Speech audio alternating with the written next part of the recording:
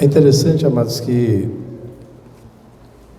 a gente às vezes começa a olhar em volta da gente, ou olhar em volta das pessoas que são referência para nós, e nós começamos a encontrar, ou tentar encontrar características de entender as coisas, de procurar aprender algo com as pessoas, aprender algo com aquilo que nós vivemos. E eu costumo sempre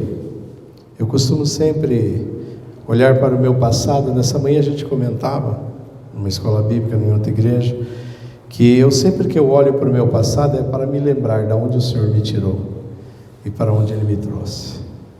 E eu vou glorificando ao Senhor todos os dias, e eu vou olhando para o alvo, para onde eu quero chegar, para onde eu creio que Deus pode me levar. Eu não sei como Ele vai fazer, porque como o Diogo testemunhava, se a gente olhasse para nós naqueles dias, na nossa caminhada, no início, a gente nunca imaginaria que Ele nos traria aos lugares que Ele tem nos trazido. E hoje a gente, um pouquinho mais, num degrau mais alto que a gente conseguiu alcançar pela misericórdia dEle, a gente olha com mais fé ainda, porque Ele vai nos levar a lugares maiores. Mas tudo só depende de nós, amados, porque a última palavra que Jesus fala na cruz, Ele olha para o Pai e Ele diz assim: papai, tudo está consumado. Isso significa que tudo que Ele tinha que fazer foi feito, tudo que estava combinado, tudo que foi programado, foi projetado pelo Senhor Deus, Criador de todas as coisas, foi realizado. Agora só dependia da ação do Espírito Santo na minha vida e na sua vida. E o Espírito Santo, Deus, Ele não faz acepção de pessoa. Ele escolheu para que todos fossem alcançados. Ele quer que todos sejam salvos, para que todos cheguem ao conhecimento do Senhor.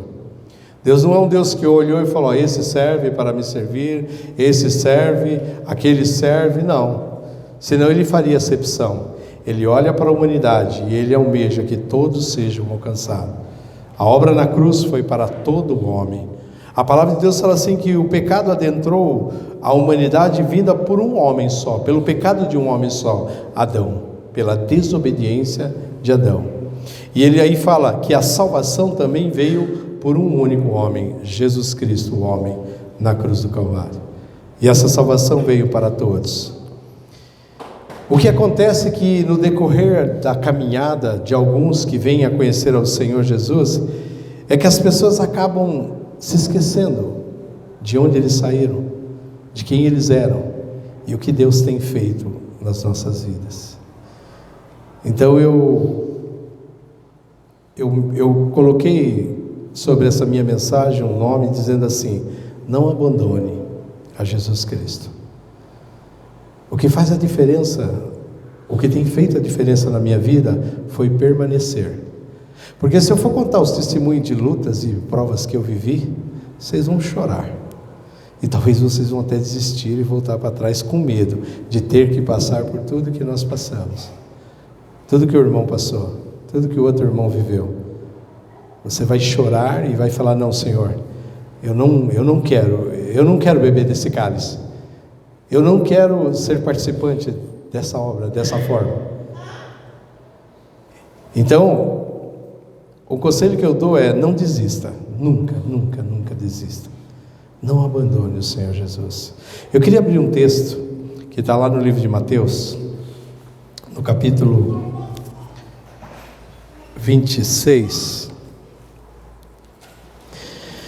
Mateus capítulo 26. Logo depois de ceiar a última ceia com os discípulos, Jesus então deu para alguns deles, trouxe algumas últimas palavras. Foi quando Ele fala em particular com Pedro a respeito do que iria acontecer com ele naquela noite ainda. Ele ia sair para o monte orar, e ele saberia que naquele momento eles viriam buscar Jesus para levá-lo à morte. E é quando Pedro se coloca diante de Jesus e fala: Senhor, não vá para lá. E ele falou: Senhor, eu vou contigo até a morte. Jesus falou: você não sabe o que está falando, Pedro. Essa noite ainda você vai me negar. Não, eu vou com o Senhor até o fim. Eu não vou abandonar o Senhor Jesus. E Jesus falou assim: não, Pedro, antes que o galo cante, amanhã cedo, você vai me negar 3 vezes. E aqui Jesus então, ele fala no versículo 31 o seguinte, 26 de Mateus, né?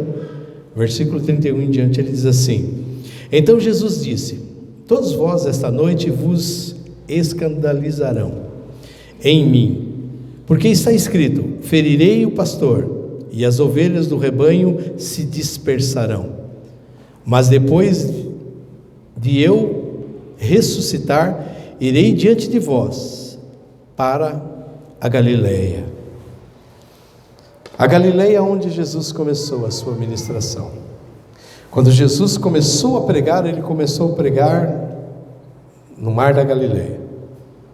E ele aqui fala assim que está escrito que o pastor vai ser ferido e as ovelhas vão fugir, vão se dispersar. Mas ele fala assim: depois que eu ressuscitar, vai acontecer essas coisas, essa noite ainda vai acontecer, mas depois que eu ressuscitar, ao 3º dia, eu irei com vocês para o mar da Galileia, porque o Evangelho vai continuar a ser pregado. Jesus já estava antecipando a obra da igreja do Senhor, mas muita coisa ainda iria acontecer.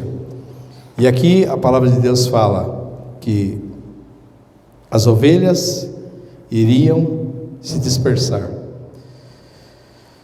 Nós, como líderes, a gente sempre está olhando para o povo, e a gente às vezes fica sabendo das provas de vocês, das lutas que vocês estão enfrentando, e a gente olha para Deus e olha para a situação de vocês, e nós sabemos que isso que vocês estão vivendo não é nada perto daquilo que o Senhor pode fazer e transformar na minha e na sua vida. E nós falamos isso por experiência, porque vivemos muitas dessas provas, vivemos muitas dessas lutas, muitas dificuldades que os irmãos passam, nós passamos, e nós ainda passamos, muitas vezes por dificuldades piores. Eu imagino hoje alguns aqui, que o Senhor tem dado porções maiores, que tem trazido sobre eles responsabilidades maiores, tem vivido lutas maiores do que outros, que não têm um encargo tão pesado que o Senhor tem colocado sobre eles. Eu falo no particular, na sua vida cotidiana, na sua profissão, no seu trabalho, no seu ganhar o seu pão de cada dia, nas suas lutas cotidianas, com as suas guerras que você trava contra o império das trevas, que tenta nos devorar, nos engolir. Alguns talvez aí tentando alcançar ou conquistar as suas coisas. Mas eu quero lembrar os irmãos e trazer à memória de alguns que muitas vezes você pode achar que está sozinho lá, no seu escritório, na sua sala de aula, na sua faculdade, no seu entregar currículo, procurando uma vaga, lutando por alcançar talvez aquele financiamento que você tem colocado diante de Deus, as contas que você tem que pagar essa semana, os clientes, os contratos que você tem que cumprir, os horários que você vai ter que cumprir, as dificuldades com colocar diante dos filhos o que você vai ter que fazer, o que é necessário ser feito, as dificuldades cotidianas que nós temos. Mas, irmãos, se nós olharmos para alguns homens, muitas vezes a gente acha que está sozinho nessa luta. Quando nós vivíamos, quando eu particularmente e a Dil vivíamos dificuldades no momento que os nossos filhos eram adolescentes, eles sabiam do que nós estávamos vivendo, eles sabiam das porções que nós tínhamos, eles sabiam das promessas que Deus tinha sobre as nossas vidas, e eles tinham consciência daquilo que nós estávamos vivendo, que era uma luta momentânea, era um processo que era necessário viver ali, para que a gente chegasse onde Deus queria, e Deus tinha o controle de todas as coisas. Então uma das estratégias que eu sempre tive é nunca desistir, porque eu sabia que tinha promessa para a minha vida, tinha promessa para a minha casa. Então eu sempre permaneci. Eu olhava na Bíblia os textos onde o Senhor usava o tempo contado sobre o seu povo, as aflições que vinham sobre eles, as bênçãos que Deus transformava, aquilo que nós achávamos que Deus permitiu que foi feito sobre a vida de alguém, e lá na frente Deus transformava isso em benefício para aquela vida. Eu tinha isso como esperança para mim, porque eu sabia que ia chegar a minha hora. Então, se nós ficarmos olhando em volta de nós, o que nós temos nas nossas mãos hoje, ou a porção que nós temos para viver hoje, nós vamos talvez desistir, voltar atrás, nos acovardarmos, e não é isso que o Senhor fez. Não foi para isso que o Senhor nos chamou. Ele nos chamou para nos levar a um lugar de bênção. Ele tirou o povo da escravidão, do mundo do pecado, para levar a uma terra prometida. Então Deus tem uma promessa sobre a minha e sobre a sua vida, promessas de bênção. Eu quero lembrar os irmãos que José tinha promessas na vida dele, mas em um determinado momento, dentro da própria família, gerou inveja, gerou conflito. Os irmãos mais velhos estavam assim, não conseguiam mais suportar a presença de José, e eles tramavam alguma coisa para destruir José. José era um empecilho na vida deles. José não tinha consciência disso, não percebia isso, muito menos o seu pai. Ele era o filho caçula de Jacó, e num determinado momento os seus irmãos decidiram matá-lo. E quando ele chegou, se apoderaram dele e decidiram matar ali num conselho. A gangue resolveu assassiná-lo, mas um dos irmãos falou: não, peraí gente, vamos fazer diferente, peraí, não, nós vamos matá-los. Aquele momento, o inimigo tomou o coração dos irmãos dele, e a decisão era a morte para ele. Ele estava predestinado a morrer, e ele teve consciência daquilo naquele momento. José não tinha mais que 17 anos de idade, era um menino aí. Aí um deles falou: peraí, vamos jogar eles nesse poço e vamos decidir o que nós vamos fazer. Imagine José, quando ele foi jogado no poço. Deveria ser no mínimo essa altura aqui o poço. E ele escutando seus irmãos falar: nós vamos matá-lo. E o outro defendendo: não, vamos fazer alguma coisa. De repente, um deles vê passando uma caravana de homens que compravam escravos, que compravam pessoas e levavam-os para ser escravo no Egito. Aí de repente um deles teve a ideia: não, peraí, então vamos fazer o seguinte, não vamos matá-lo, vamos pegá-lo e vamos vendê-lo, para que ele vá para o Egito como escravo. Ele não vai durar muito tempo lá, ele vai morrer, mas nós não seremos culpados da morte dele. Então José, que estava sozinho, que estava ali predestinado à morte, vem um socorro bem presente naquele momento de angústia, e eles decidem então vendê-lo como escravo. José, nós conhecemos a história. José então é tirado do cárcere ali, do buraco, é levado para ser vendido. Lá foi encontrado alguém que o comprou para levar para a casa de um homem forte, um homem poderoso, um homem que era general do exército de Faraó, do rei. E ele então vai trabalhar como escravo. Nós vemos José mandando e desmandando na casa, né? Mas José, até chegar nesse período, José deve ter começado lá pela estrebaria, limpando a sujeira dos animais, fazendo o serviço mais pesado, porque com certeza os outros escravos não iam dar o lugar para ele. Mas ele foi se destacando porque ele sabia na sua consciência, olhando para o que Deus tinha na vida dele, ele falou: peraí, eu estava condenado à morte, mas hoje eu estou aqui vivo. Ainda que eu seja escravo, ainda que eu esteja sofrendo, ainda que doa na minha pele, mas eu estava predestinado a morrer, mas Deus teve misericórdia de mim e me trouxe para esse lugar. Então eu agora aqui sou um escravo na casa de Potifar, e eu vou servir o meu Senhor, porque Ele me comprou, Ele pagou o preço que pediram por mim. E ele então fez o melhor que ele podia fazer ali. Ele se esforçou, ele teve ânimo, ele não desanimou, ele não ficou chorando o que os irmãos cometeram. Creio que sentiu dor, saudade da casa, mas ele fez o melhor na casa de Potifar, a ponto que ele se destacava, a ponto que o seu Senhor foi dando cargo a ele, a ponto que ele chegou a ser o mordomo da casa de Faraó, de Potifar. E aí o inimigo se levanta novamente, e ele é lançado injustamente na prisão. talvez ele pudesse olhar: o que está acontecendo comigo? Eu vou desistir dessa coisa de servir ao Senhor, de ser fiel a Deus em tudo. Talvez ele pensou assim: será que vale a pena? Mas ele decidiu, pelas suas atitudes, continuar sendo fiel a Deus, não olhando que ele estava só, não olhando para as dificuldades que ele estava vivendo. Eu creio que ele deve ter imaginado: se Deus permitiu isso tudo acontecer, Deus sabe o que está fazendo. E ele foi ser o melhor presidiário dentro daquela cadeia.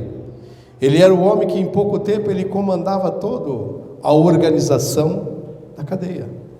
A palavra de Deus fala que o carcereiro Mor, o chefe da carceragem, entregou as chaves na mão dele. Ele tirava aqui, mandava lá, banho de sol aqui. Não tinha banho de sol, porque eles estavam num buraco muito fundo. E ele ficou ali durante muitos anos, servindo ao Senhor, crendo: ainda que eu esteja sozinho, o Senhor vai ser exaltado nesse lugar. Ainda que você ache que você está sozinho na sua luta cotidiana, o Senhor está ali. E o Senhor quer que você o exalte, que você o glorifique nas suas ações, no seu pensamento, pela sua fé no Senhor. E o Senhor tira ele dali, e nós sabemos para onde o Senhor o levou. Um homem que estava condenado à morte um dia sozinho, um homem que foi jogado na casa de um servo de Faraó, e ele sozinho fez o que era o melhor para ser feito. Um homem que foi sozinho ali na cadeia, foi o melhor, até que Deus, olhando para ele, trouxe ele para assentar no trono, para assentar no reinado, porque na verdade o rei era Faraó, mas quem reinava no Egito era José. Se você ler lá a história dele, e nós continuamos vendo homens que teve momentos que estavam só. O próprio pai de José, Jacó, teve um momento que ele teve que fugir, porque o irmão iria matá-lo, e ele se encontrava sozinho. E quando ele deita naquela noite ali a cabeça dele para descansar, ele teve uma visão do céu, e ele entendeu que o céu estava aberto sobre a vida dele. E ele foi para um lugar onde ele trabalhou pelo menos 18 anos da sua vida. Ele trabalhou 20 anos da sua vida. 14 anos ele trabalhou pelas esposas, pela situação que o sogro dele o envolveu de tal forma que ele foi escravo. Ele foi escravo porque ele trabalhava pela comida dele, da mulher e dos filhos, durante 14 anos. Durante um período, então, Deus, pela misericórdia, começou a trazer benefícios para ele, pela fidelidade de um homem que trabalhava para o Senhor, para um homem que não despertava para o que ele estava vivendo. Ele acreditava que o Senhor ia fazer a diferença na vida dele, até que um dia ele decide voltar lá atrás e consertar a vida dele, e ele sai com uma grande fazenda daquela situação, com uma família grande. E Deus vai reconciliando as coisas na sua vida. Ele estava só, ele poderia ter voltado atrás. José estava só, ele poderia ter voltado atrás. Nós podemos olhar também para a vida de Daniel. Daniel era um príncipe. Os estudiosos acreditam que ele era parente do rei. E quando Deus, o Senhor, Deus, levanta Nabucodonosor para invadir Israel e tomar o povo, ele traz também alguns príncipes, os melhores jovens, os mais bonitos, os de uma linhagem real. Ele queria pessoas que sabiam conviver com uma situação financeira elevada. O texto fala que ele procurou homens que tinham experiência de viver na casa real. Ele estava predestinado a ser um dos líderes de Israel, e ele servia ao Senhor. E quando ele chega naquele lugar, ele chega ali na Babilônia, ele chega como escravo. A sua cidade foi destruída, o seu rei foi aprisionado, os utensílios da casa do Senhor, aquilo que eles usavam para culto, foi levado cativo, também juntamente com o rei. E ele, quando olhou aquela situação, que ele não morreria, e alguns dos jovens que estavam com ele também não morreria, porque o rei tinha um intuito aí de separá-los para entender a cultura de Israel, para entender os ensinamentos que eram ensinados aos jovens, jovens que estavam sendo preparados para ser líderes, homens que tinham uma carreira promissora, mas de repente estão aqui como escravos. E eles não voltaram atrás, eles ficaram firmes. Daniel, a palavra de Deus fala assim: Daniel assentou no seu coração não se contaminar com os manjares do rei. A gente pensa que ele decidiu não comer carne ou não beber vinho. Ele estava dentro do palácio, ele tinha acesso como príncipe em palácio, tudo que ele tinha direito, tudo que o rei concedia ele poderia fazer. Ele poderia estar nas festas bebendo, ele poderia estar nas orgias com os reis ali, se aproveitando, vivendo assim como nós homens hoje falamos, né? Podia estar comendo do bom e do melhor na casa do rei, nada ia ser impedido para ele. Mas ele decidiu, juntamente com seus 3 amigos, não se contaminar com aquele povo. Nós somos escravos, mas nós vamos ser servos de Deus acima de tudo aqui. Irmãos, aquele homem, ele viveu 75 anos como escravo dentro da Babilônia, Daniel. Ele chegou lá com 17 anos, ele viveu toda a sua vida e ele morreu na Babilônia. Ele não foi tirado de lá, e ele foi servo do Senhor. Ele serviu ao Senhor sem olhar para a situação dele. Eu estou sozinho aqui nesse lugar, só eu estou aqui. Ele em momento algum desistiu, em momento algum ele decidiu não servir mais ao Senhor. E as provas que vieram sobre eles nós conhecemos. O rei mandou aquecer a fornalha e jogá-los dentro da fornalha vivo. E eles foram fiéis ao Senhor e falou: saiba, ó rei, que o Senhor quiser jogar nós lá dentro, pode jogar, mas nós não nos encurvaremos diante da sua imagem. Nós servimos a um Deus vivo.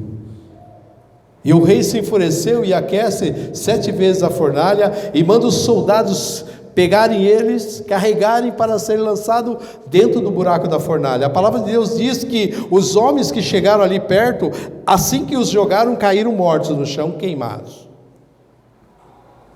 E de repente o rei olha lá dentro da fornalha e vê 4 andando ali dentro. 4 andando ali dentro.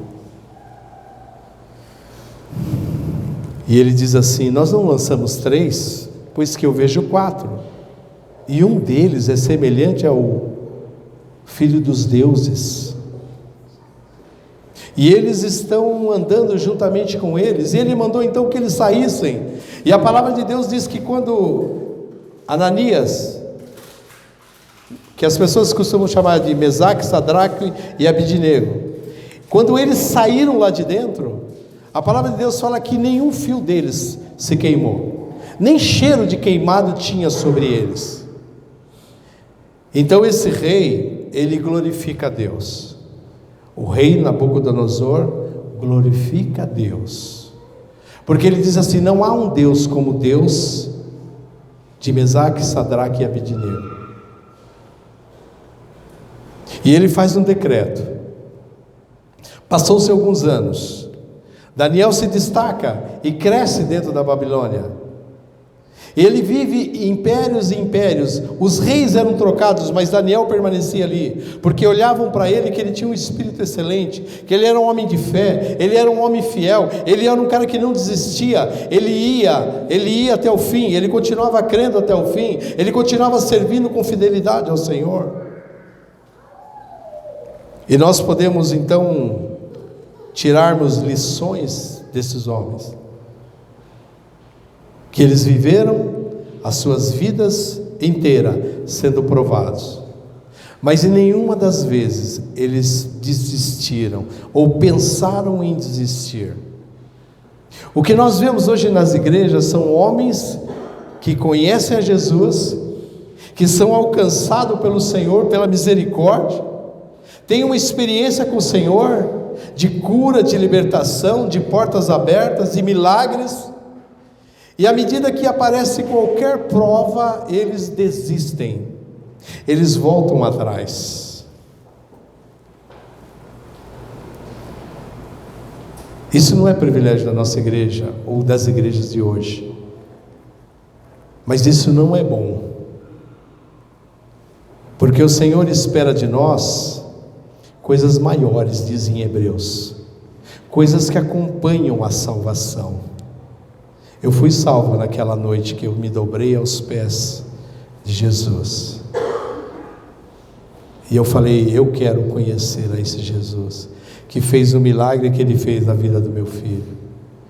E eu adentrei naquela igreja e nunca mais saí, ainda que eu deixei de congregar lá, mas eu nunca mais deixei de servir ao Senhor. E foram lutas, e temos enfrentado lutas, e vamos viver lutas até o último dia, mas em todas essas lutas o Senhor Jesus já nos fez mais do que vencedores. A diferença para eu alcançar essa vitória é eu não abandonar ao Senhor. Daniel, quando foi lançado na cova dos leões, ele não teve medo, ele não abandonou o Senhor. Ainda assim, se o Senhor permitisse que aqueles leões o devorassem, glória seja dada ao Senhor. E o próprio rei não conseguiu dormir, passou a noite em claro, porque ele teve que cumprir um decreto que ele mesmo assinou, e ele não podia voltar atrás do seu decreto. Os homens, a sociedade, a economia tramou essa ação contra a vida de Daniel, e ele foi lançado na cova. De manhã cedo, o decreto era que ele passaria uma noite na cova dos leões. De manhã o rei chega lá: Daniel, servo do Deus Altíssimo, daria-se o caso que o Senhor te guardou em vida? E ele tenta ouvir a voz de Daniel, e Daniel então responde: viva, glória, ó rei, não se preocupe, porque o Senhor fechou a boca dos leões. E o rei glorificou a Deus e fez um decreto que não havia Deus como Deus de Daniel. Daniel não desistiu, Daniel perseverou, Daniel foi firme com todas as provas que ele teve que viver. Ainda que talvez nós olhamos para esses textos e falamos: esse homem estava só, esse homem estava sozinho. Às vezes eu olho para a minha vida e falo: eu estou só. Não, eu não estou só, o Senhor está comigo. Ele disse assim: eu irei para o meu Pai, mas eu e o Pai voltaremos para estar com vocês para sempre. Amados, que nós possamos olhar para trás e saber que o Senhor é fiel. E ao vivermos situações de enfermidade, de perda, de dor, de caos, dificuldades financeiras, nós não venhamos a desistir, querer voltar ao antigo modo de viver nosso. Quando nós éramos agodados, nós éramos enrolados, nós éramos enganados pelo mundo, por Satanás, e a gente vivia longe de Deus, sem o conhecimento da sua glória e da sua graça. Jesus fala assim para esses: eu vou ser ferido e vocês vão fugir. A palavra de Deus fala que quando ele foi sendo julgado, Jesus olhava e ele não via nenhum dos seus discípulos. Paulo, quando escreve a Timóteo, lá no finalzinho do livro de Timóteo, ele fala assim: no meu último julgamento, ninguém veio me assistir, nenhum de vocês veio me defender e testemunhar que eu era um homem de Deus, que o que eu fiz por amor a Deus, que tudo que eu vivi porque o Senhor me trouxe para viver essas porções. Ninguém veio dar testemunho das bênçãos que receberam, das curas que receberam, Porque a palavra de Deus fala que o avental de Paulo, quando ele tirava e jogava sobre o enfermo, ele era curado. Que a sombra, ao passar a sombra que passava sobre os enfermos, eles levantavam e eram curados. Ninguém veio testemunhar diante daqueles que iriam condená-lo. Ele estava só. E às vezes nós achamos que estamos sozinhos. Às vezes até nós murmuramos: Senhor, o Senhor me abandonou. Mas não é assim, amados. O Senhor é aquele que nos ama, que dentro do poço Ele traz uma solução, que dentro lá da cadeia Ele nos traz uma esperança, que dentro das maiores dificuldades que você possa imaginar que você vai viver, Ele traz socorro sobre a sua vida. Por isso que nós olhamos para os Salmos e nós vivemos declarações tão tremendas de um homem de fé, na grande maioria dos salmos escritos por Davi, porque Davi viveu experiências tremendas. Davi passou por vale da sombra da morte. Davi viveu situações, amados, que ele poderia ter voltado atrás. Ele poderia usar aquele exército que estava ao lado dele, ainda quando ele não era rei, de 400 homens, e se rebelar contra Israel, se rebelar contra os povos, mas ele deu testemunho de um homem fiel ao Senhor, e o Senhor colocou ele para reinar, e até hoje Davi é respeitado e amado na comunidade judaica, pelo rei que ele foi. As pessoas até hoje, perto aí de 2.700 anos depois, reverenciam Davi como o maior rei que o povo de Deus teve. E ele viveu momentos de morte, momentos de fome, momentos que fecharam as portas para ele, quando ele foi pedir comida, momentos que o rei se levanta para matá-lo, um rei que muitas vezes teve ao alcance da sua espada para ele destruir aquele rei, e ele reinaria no lugar daquele rei, porque o povo já tinha o recebido como rei. Por isso que Saul se levanta contra Davi, porque no coração do povo, o povo já tinha Davi como o rei de Israel, o rei de Judá. E Davi testemunhava que ele nunca levantaria um dedo contra um ungido do Senhor. E muitas vezes nós nos levantamos contra a igreja, contra os pastores, contra os profetas, negamos a Cristo, negamos a Cristo. Talvez você fale assim: não, pastor, eu não nego a Jesus Cristo. Quando você não cumpre a palavra, quando você não obedece a palavra, você está negando a Jesus. No livro de João, no capítulo 16, ele fala assim, que aquele que recebe a minha palavra, aquele que recebe a minha palavra e vive a minha palavra, vai ser amado de meu Pai. E aquele que nega a palavra, nega a mim. E aquele que nega a mim, nega a Deus, rejeita a Deus. E aí as coisas vão acontecendo na sua vida, porque o inimigo, quando encontra a casa vazia, quando encontra a sua vida vazia, ele vem sobre você, e ele faz um estardalhaço na sua vida. E aí quando você espiritualmente percebe que a sua vida está um caos, que o inimigo tomou conta de tudo, você olha para o céu e reclama de Deus: Senhor, por que o Senhor deixou tudo isso acontecer? Deus não deixou nada que isso acontecesse. Deus não quer que nada disso aconteça conosco. Nós é que permitimos o inimigo assolarmos as nossas vidas. Nós damos brecha, nós deixamos a porta aberta. Por isso que ele fala que ele vai vir e vai bater, e se nós abrirmos a porta, ele vai entrar, e ele vai sentar na mesa e vai ceiar conosco, ele vai comer conosco. Quando você recebe alguém na sua casa e assenta ele na sua mesa, para comer a sua comida, para beber da sua bebida, é porque você tem intimidade com aquela pessoa.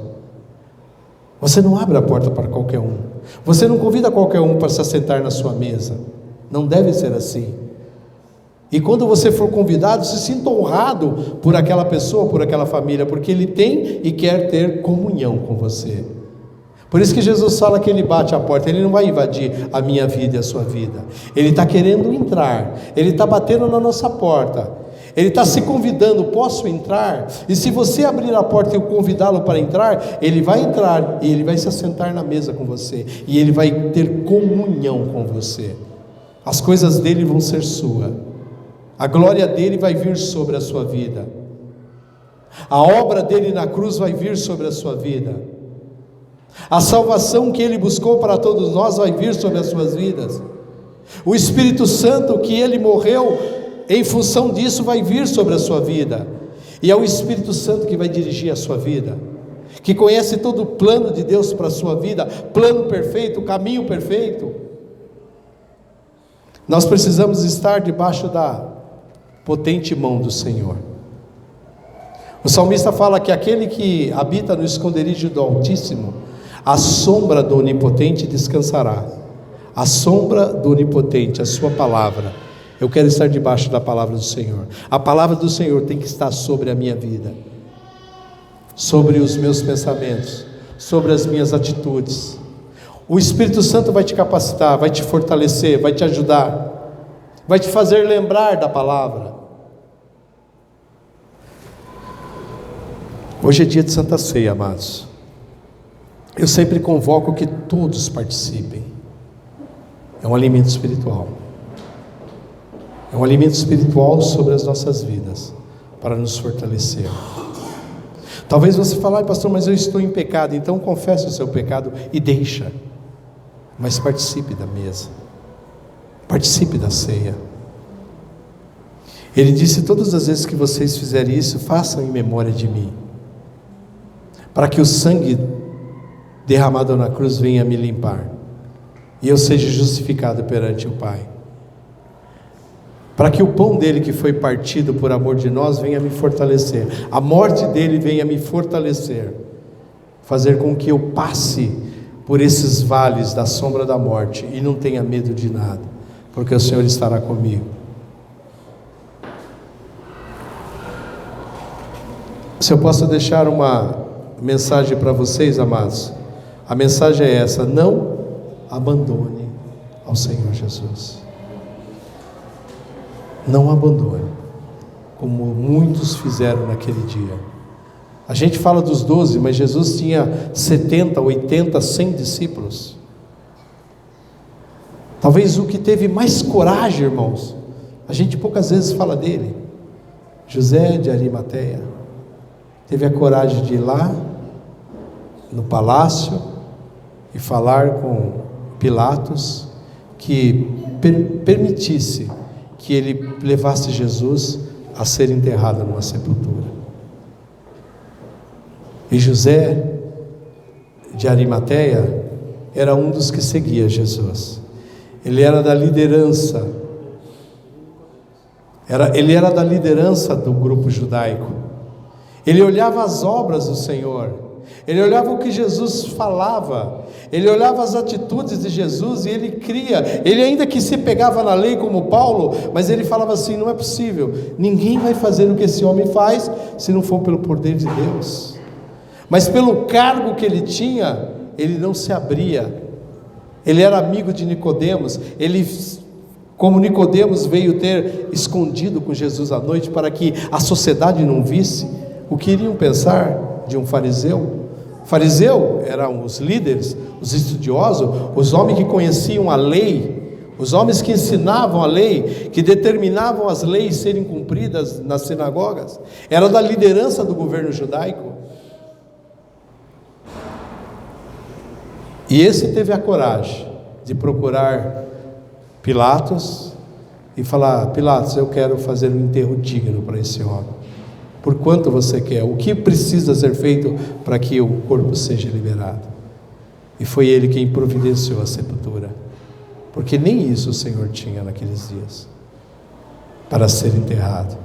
Aquele que se negou a si mesmo, aquele que deixou a sua glória eterna com Deus e veio se humilhar, nascer no corpo de uma mulher como homem, para se manifestar nesse mundo carnal nosso, para nesse mundo carnal desfazer a obra que foi feita lá no paraíso, lá no Éden, para que se cumprisse a promessa de Deus sobre a humanidade, que a virgem teria um filho, e esse filho lhe pisaria a cabeça, Satanás. E essa profecia se cumpria. Por isso que Jesus fala: Pai, tudo está consumado.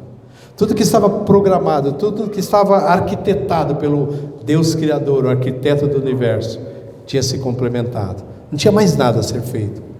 Só agora cabia a nós. O pastor Diogo pregava esses dias a respeito de Pedro deixar o ministério e ir pescar. Talvez você deixe Jesus, esqueça da palavra e volte para o mundo. Volte a fazer o que você fazia. Jesus não vai aparecer lá pedindo para você se tem alguma coisa de comer, como ele fez com Pedro.